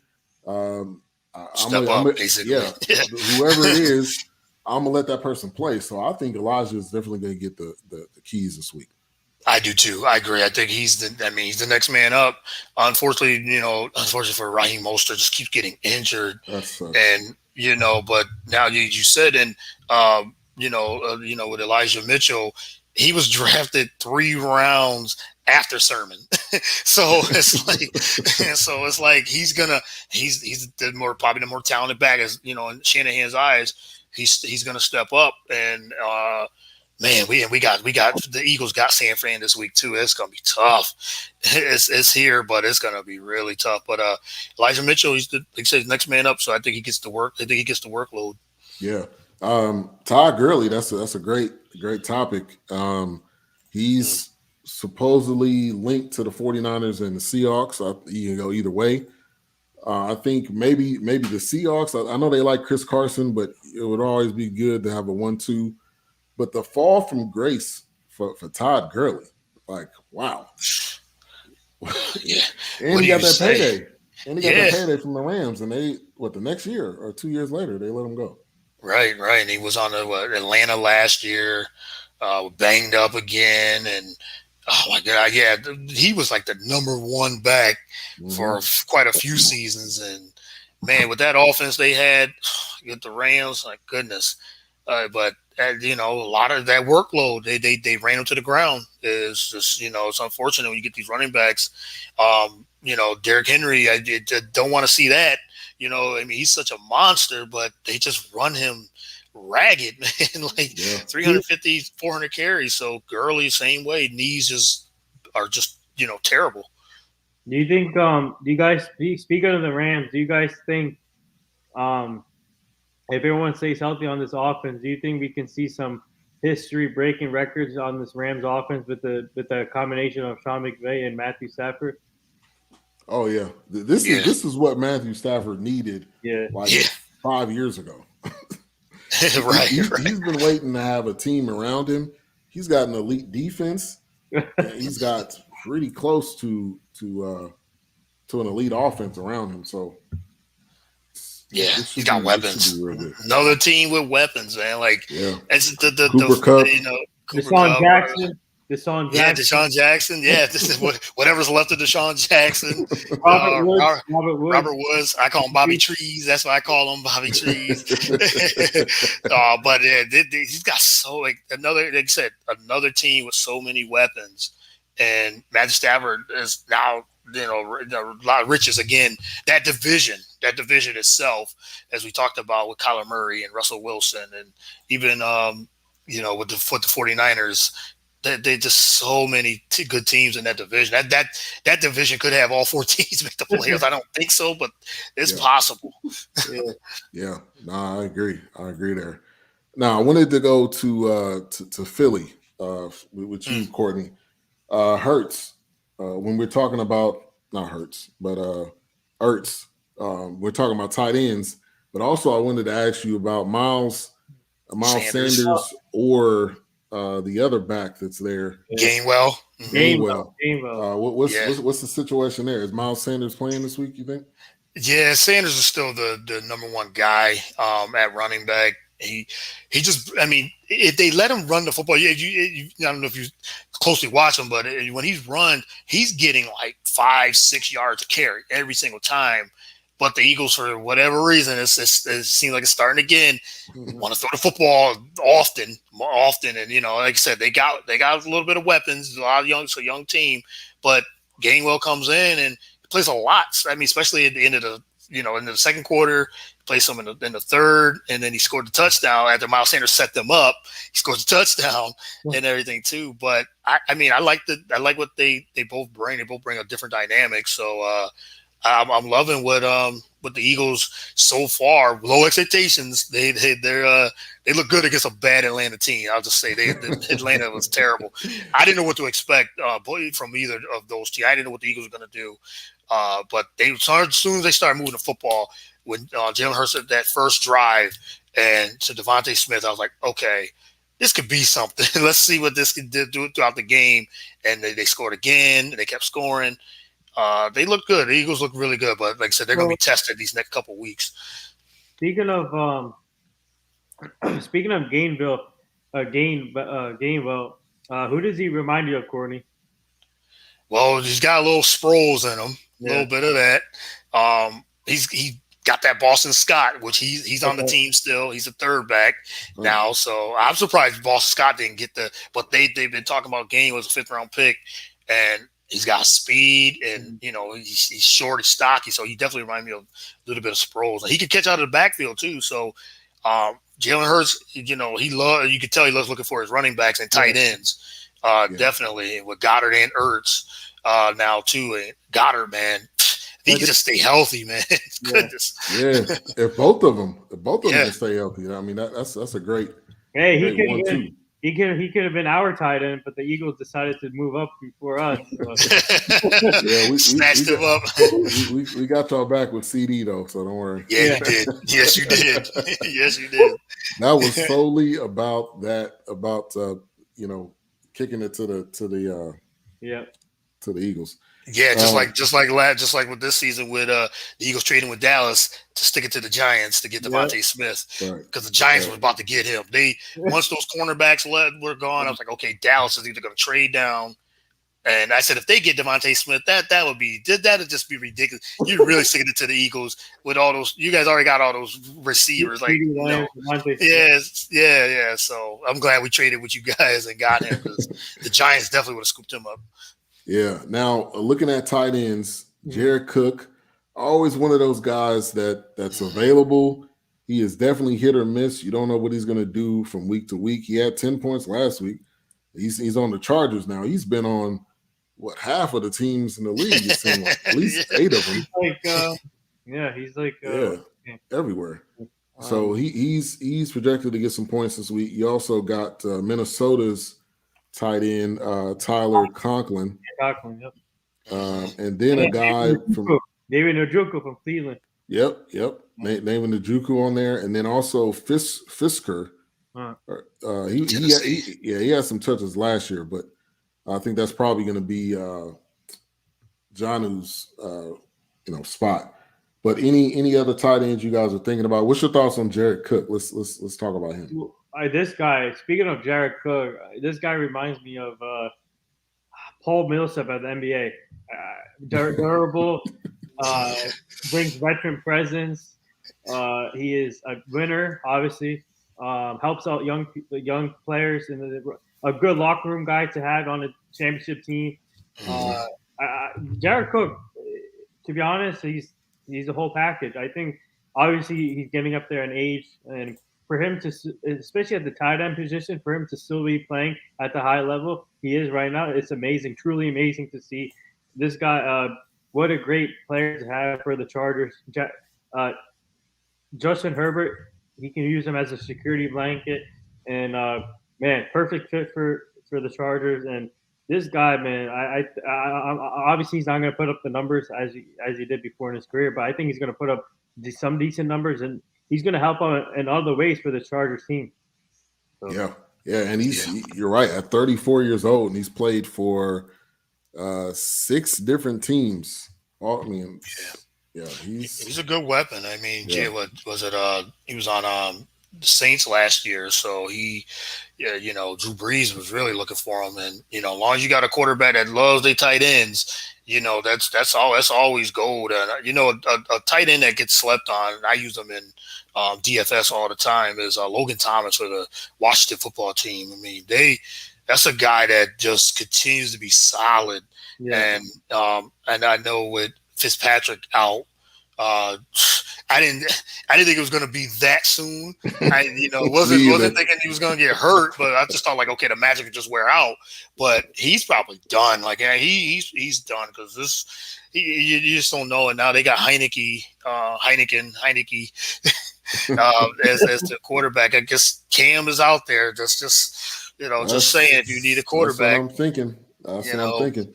And Heineke is available probably in every last league. So. Yeah, and he played well against. I mean, we talk about his one game, but he played well against Tampa Bay in the playoffs. He was going toe to toe with Tom Brady. So I thought he was going to go with him as a starter going into the season before they picked up Fitzpatrick. That's what I thought too. Yeah, but now he's got the keys, and they believe in him, and he knows the system. So he's got a great defense and good weapons. Another, just a recipe for good success. So, and he's in a division that's so wide open in the NFC East. But yeah, I think Logan Thomas is another tight end. Oh, Logan Thomas. Yeah. This guy's coming. He's coming in. He is coming to himself. This is a guy. I really like him as a tight end, and this is a big target, and I think Logan Thomas is whoever, if he's available, so all of us should be looking at Logan Thomas. This guy is a stud, in my opinion. I was going to look and see how many points. I want to ask you two things real quick. So, obviously, the last time we had a tight end was Jason Witten. So, who played for like 30 years. Yeah, and then he went to Oakland. What do you guys think of Dalton, Schultz, and Blake Jarvin for this year? Do you think they can take the next step for us? I think Dalton Schultz. Blake Jarwin is I don't know, he's hit or miss, but I think Dalton Schultz can definitely be that guy. Last week, he had 10 points, had 6 catches. So obviously Dak sees him as a target. So, but I think Dalton is the better one between the two. Yeah, me too. I think he's the more talented tight end on Dallas, definitely. And Jarwin, I don't know if he was drafted or he was just he was a pickup, after. But yeah, Dalton Schultz is the guy that they want. I think that's the reason why they didn't pick up any tight ends or in the draft or anything. So definitely leaning towards. There's also a guy, Jawan Johnson, which he's an interesting. They have him tagged as a wide receiver tight end for New Orleans.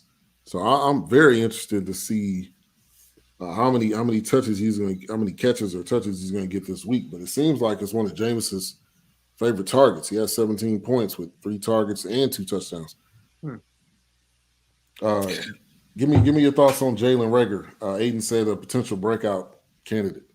Definitely possible. I mean, he had a bad year last year with drops, and I mean the whole Eagles squad was just terrible last year. But with this new offense, it seemed like it's opening up a lot of options for Jalen Hurts. And like I said, he was in control last week. He just kind of was seeing the field, and whoever was over, he seemed like he was trying to get Devontae Smith first. He was hitting him a lot in that first half, and then Rager started getting the ball, and then Goddard, and so it could. I mean, yeah, he's got a potential to be really good. He's fast.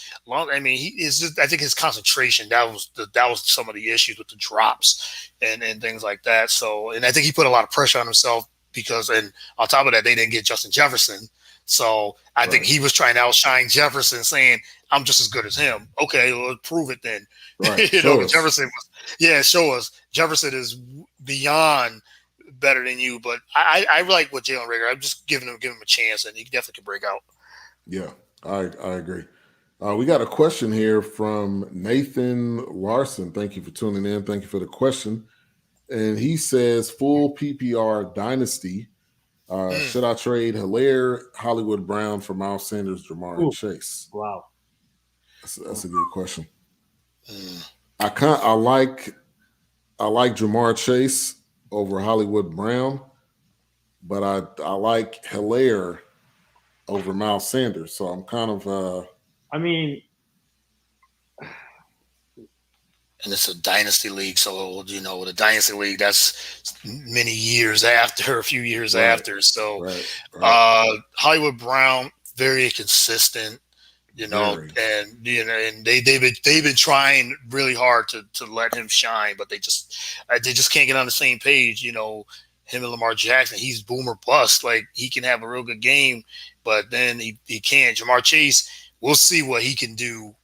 He seemed like he got rid of those dropsies that he had during the preseason, but it was one game, so we don't know about that. So it's basically Hilaire and Miles Sanders. Hilaire's on the better offense right now, but he struggled. He has struggled too. Like, they don't run the football, or he doesn't run well. And then, Andy Reid just says, okay, we're just going to let Patrick Mahomes just dictate everything after that. So I guess you could, because, Miles Sanders is going to get touches. So I probably would do it. Yeah. I'm going to agree, because you're right.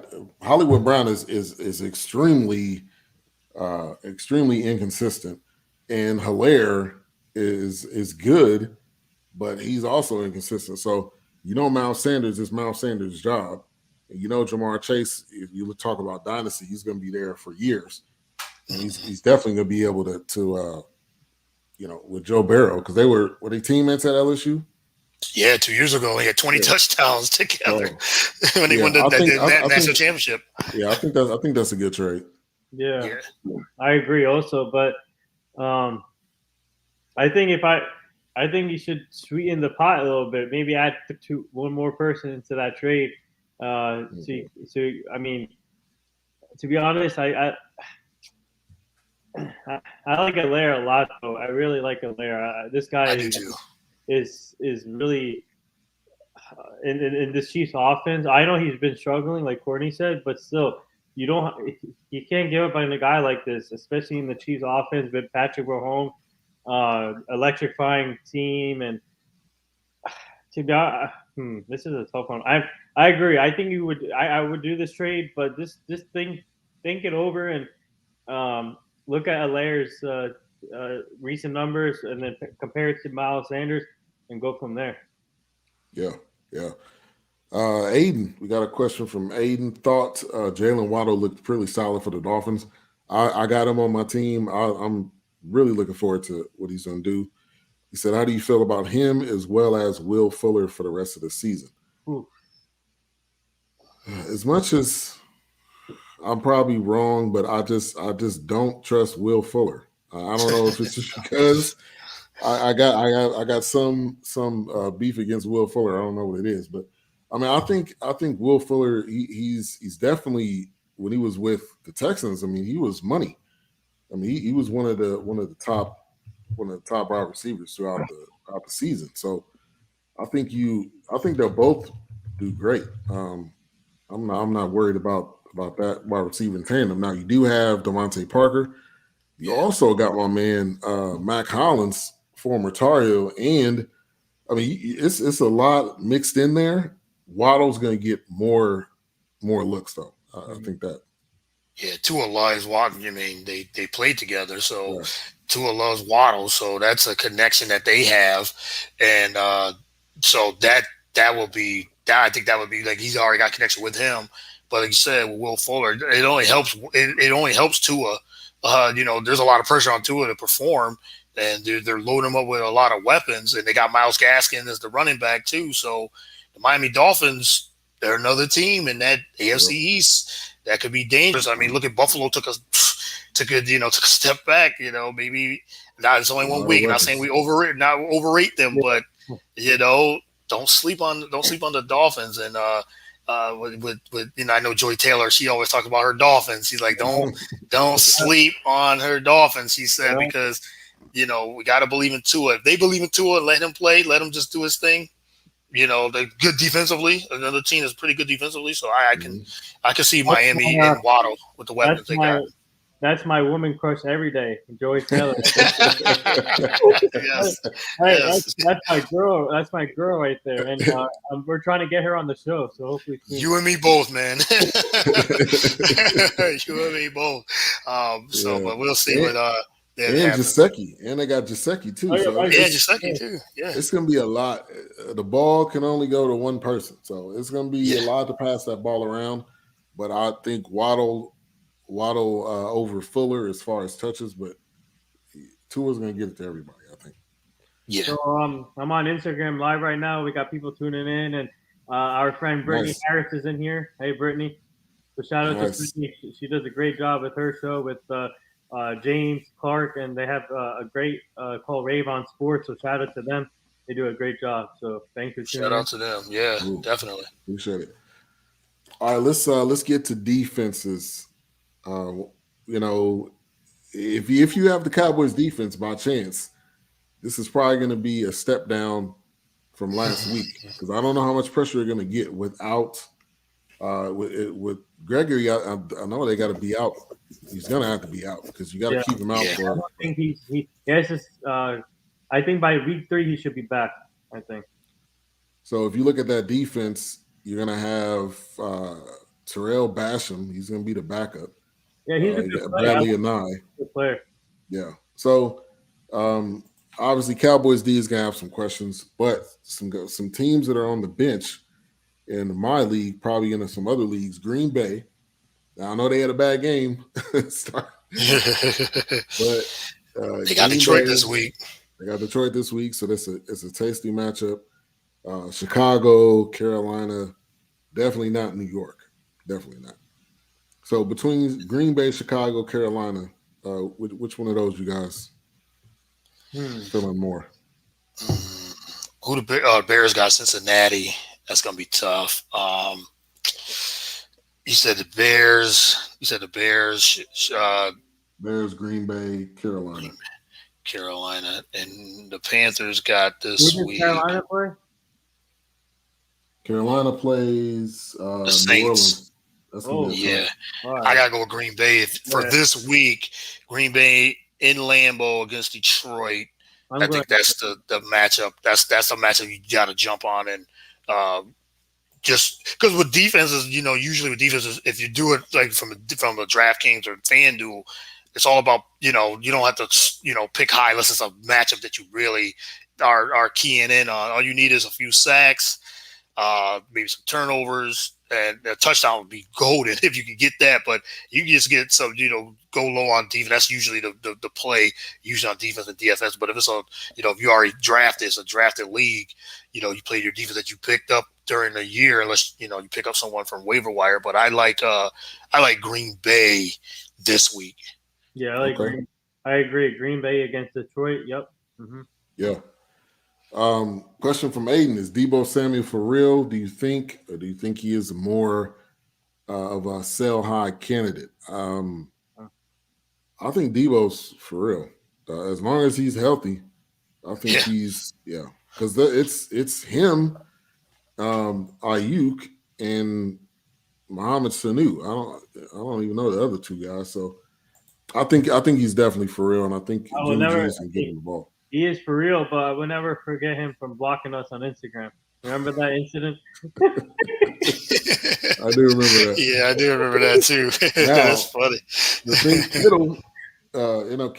Kittle's really the number one target, though. So yeah. Oh, what's up, Nick Novak? He just joined in, a former Chargers kicker, field goal kicker. Appreciate that. Yeah, appreciate it. What's you guys' thoughts on Deebo Samuel? Deebo's for real. I like Deebo a lot. You said super talented, but it's the health. It's always the health issue, and it's the health with the 49ers in general. Mm-hmm. It's like they cannot catch a break. Just hopefully Jimmy G can stay healthy, and now Mostert's out, so it's like Deebo and Ayuk was dealing with injuries. So their whole Kittle, he's always banged up. Their whole entire team just always banged up. So they stay healthy, then I'm with Deebo Samuel. Yeah. Yep. Mm-hmm. He said besides Goff's interception, he looked pretty solid against 49ers. I don't know what he's talking about. He's talking about the last week. Detroit made that comeback almost on 49ers. 49ers was in they jumped out. I think they were up 31 to 10 or something like that. 10, something like that. And playing around. They almost allowed, Detroit to come back. And Goff was solid. Like he played well. So, Goff is a decent quarterback. It's not like, he's a terrible quarterback. It's just, he was in a good system, yes. but he was the number one pick, so a lot of pressure. But now he's in Detroit. They don't have much going for them, so it's like, okay, let's see how golf is solid. It's not top 10, but he's a solid QB. He's all right. You can say it like that. Now this trade, as we were wind back, I thought this was a horrible trade for what the Rams gave up. But at this point, I'm like, okay, maybe this is what Stafford needed. Now it's only one game, but I think when you finally get opportunity to win, Stafford seems like, I'm not even saying like his old self. He just seemed like he was back in college. Yeah, he did look like he was back in college, and this is like what, his 14th year or something like that, Stafford, and he looked really good. But like you said before early in the show, Stafford, this was what he wanted 5 years ago, and now he gets opportunity to play on a big stage. So, and he's back home. He's from California too, and California guy. Yep. And he's good friends with Clayton Kershaw from the LA Dodgers, so he gets to hang out with him now, and probably maybe go to some playoff games, and vice versa. Clayton Kershaw can go to some Rams games at the same. Because he's really good friends, I heard, with Clayton Kershaw, the pitcher. Yeah, Arizona could be a good defense as well. Only owned in 17.7 of leagues, playing Minnesota's offense, who can be hot and cold. And Chandler Jones, wow. Talk about defense. Wow. Defense, he was a monster, like 5 sacks. I mean, this guy, they just couldn't stop. Tennessee just got run over, man. That was Taylor Lewin, I believe. Was supposed to be covering. Yeah, it was called. Yeah, he was just running through him, man. He wasn't doing any blocking that game. And LeBron had tweeted out, was like, Chandler Jones, he was the player of the year already. He tweeted out. At this point, especially if they play the Titans for 17 games. I tell you, man, Titans were a huge disappointment. Like it was shocking the way how they played to come out like that and just lay down like that. I mean, Arizona took it right. So I figured, like, okay, they'll go toe to toe. It'll be a high scoring game. Tannehill and with the weapons he's got, Julio and AJ Brown. And of course, Derrick Henry's like, okay, Tannehill's got that. They can't stack the box. They can't do any of that stuff. But Arizona took it right to them. So and Julio did not have a good day. And Vrabel called him out. Said he with that stupid penalty that they ended up getting called. But Derrick Henry, uncharacteristic. He had let me see what he had. 10 points. Which, for most running backs would be like, that's good, but that's not. Derrick Henry puts up monster numbers most of the time. So, it didn't look good week one. Yeah. I think the Titans will be fine, but I think that the week one was a letdown game for them, especially at home, losing at home. And I think they'll bounce back. They'll be fine. They're a talented team, and I still believe in Ryan Tannehill. What a great story he is. Obviously, from Texas A&M to Miami, not working out in Miami, but working out in Tennessee, which is amazing. So good for him. And then Houston Texans are the only team that's undefeated in that division. They're 1-0, and everybody else is the Colts. The Titans and Colts were the favorites.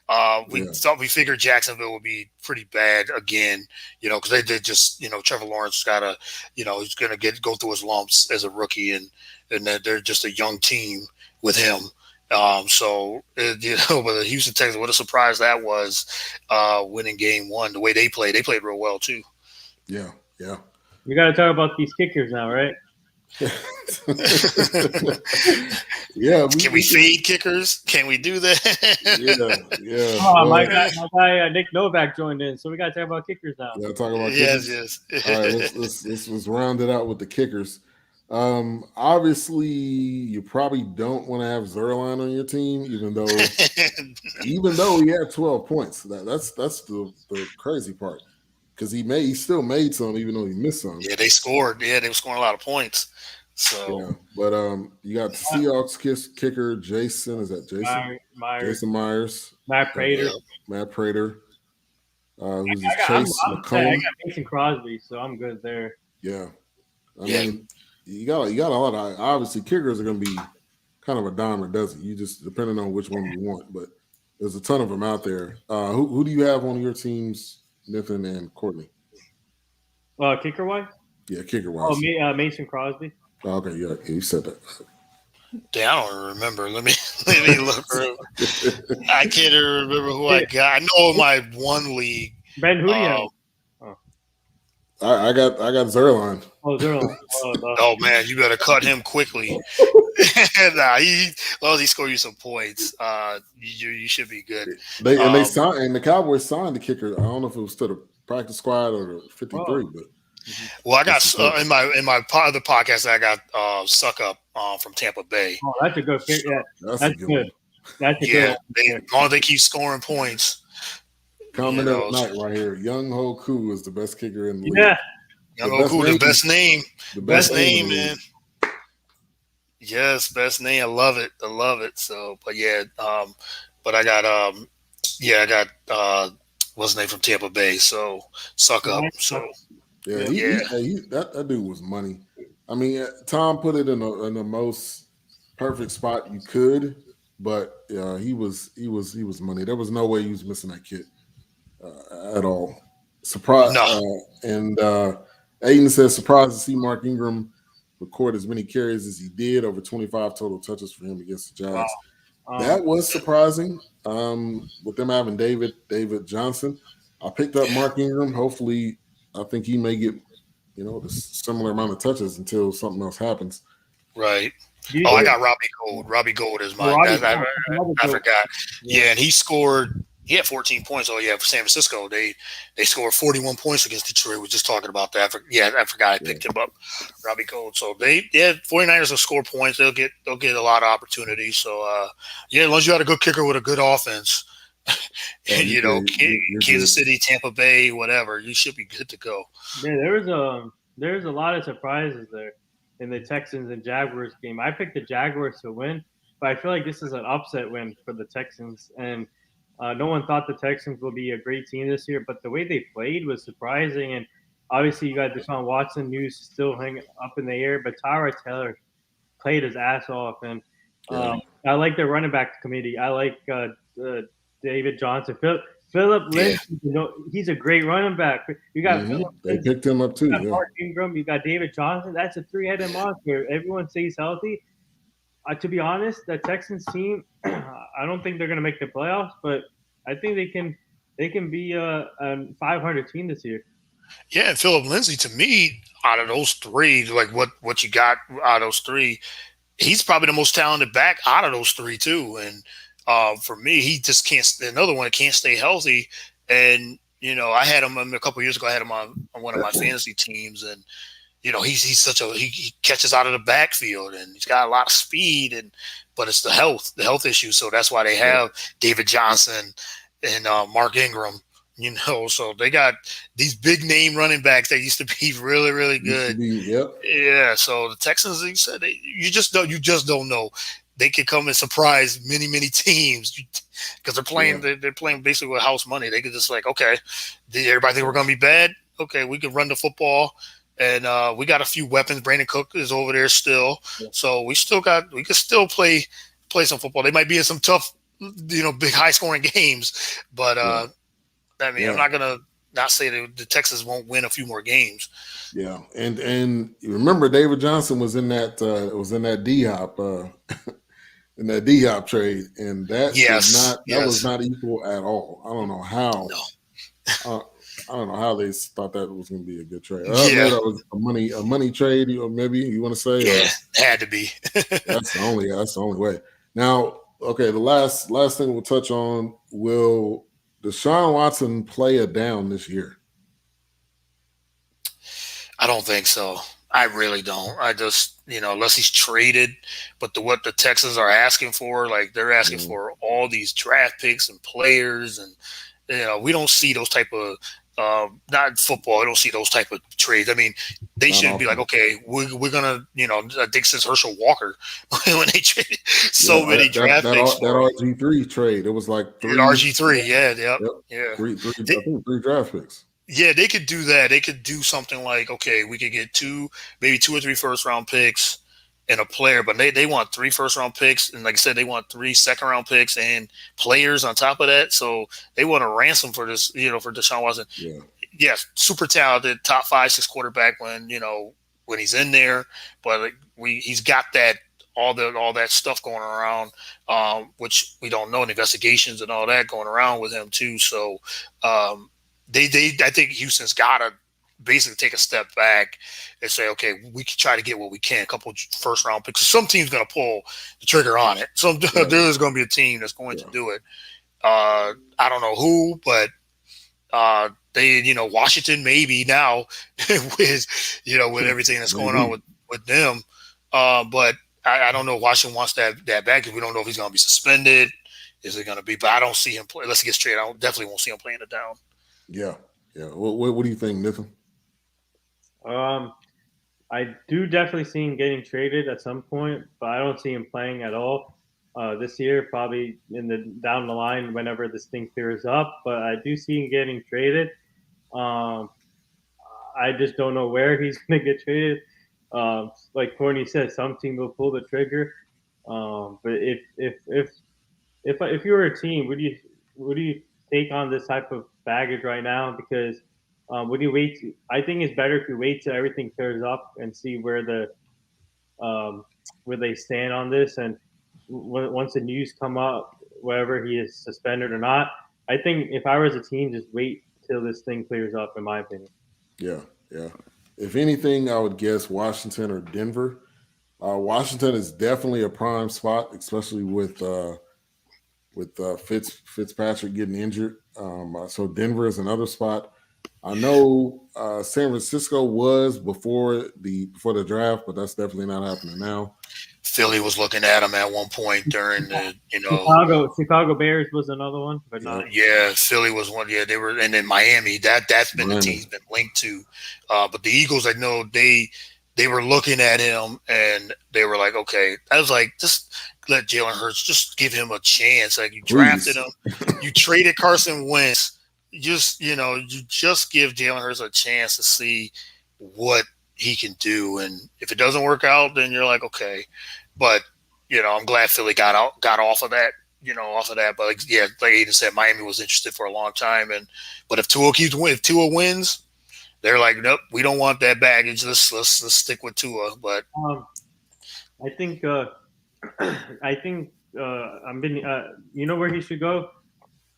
Cam Newton is with Sycamore, right? So now we can get Deshaun Watson at Sycamore. Yeah, get everybody to Bishop get Cam, get Deshaun Watson. Yeah, Manti Te'o, see what he's doing these days. Manti Te'o. the Bishop Sycamore all-time team right there. Oh man, that's funny. But man, appreciate you guys for coming through tonight. Pop-up mid-week fantasy football show. Yeah. We may do this next week. I think it turned out pretty well. We got some good comments, questions. Aiden, man, with just a bunch of comments and questions. Appreciate that. Yeah. Nathan Larson, Brandon Shaw. Let's see. We got Scott Catherine, Louis Hollis, some of the guys from last year, Rolando Fortinal. Thank you for coming through. So we'll be back. Also, Speak Easy be doing a fantasy show Saturday night. I'll be on there. That should be a good one because there will be a ton of people last minute figuring out what they want to do with their daily fantasy or their league. So it should definitely be fun. But Courtney and Nathan, thank you for coming on. Yeah, thank you for having us all the time. And like I said, you guys do a great job. And everyone, please check out their show, BSC Radio and Real Deal Podcast with Courtney Harden. They do a great job. Shout out to them. And go follow us on Twitter, Instagram, the NR Hour Sports Show, on iHeartRadio, Spotify, Spreaker. All of us are on Spreaker, so go follow all of us. And we got some pretty good guests coming up soon here on Friday.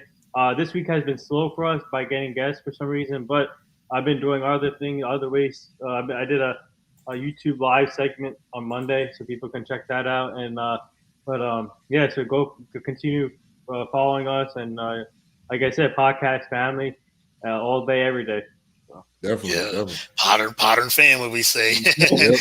Podcast family. But yeah, thanks for this. I love fantasy football and DFS, fantasy sports in general, but DFS and fantasy sports. And like I said, follow all of our shows: BSC Radio, The Real Deal, Nathan Shilden, Our Hour. Just continue to follow all of us and check out all of our content on all social media and podcast platforms.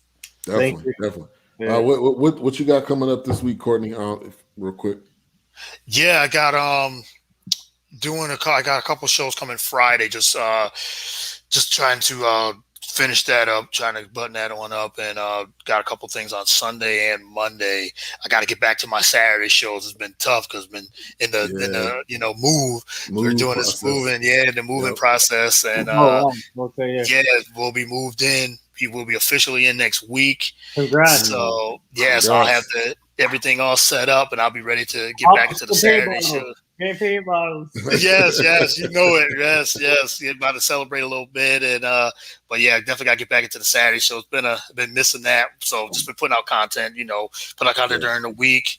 Couple guests here and there. So, but yeah, be talking probably some U.S. Open on Friday. So I have my good friend Paloma, who's she's a tennis teacher. She did tennis academy and all that. I used to work with her too, so former co-worker. So I'll get her back on Friday. So yeah, we'll be talking, like I said, Djokovic, all the everything that went on with the U.S. Open, and next week just keep on the lookout for all the great guests. All right. Well, you guys have a good night or morning if you're on the East Coast. Yes. And, we'll be back. Have a great rest of your week. Football coming up tomorrow too. All right, thanks. Yes, have a one. All right.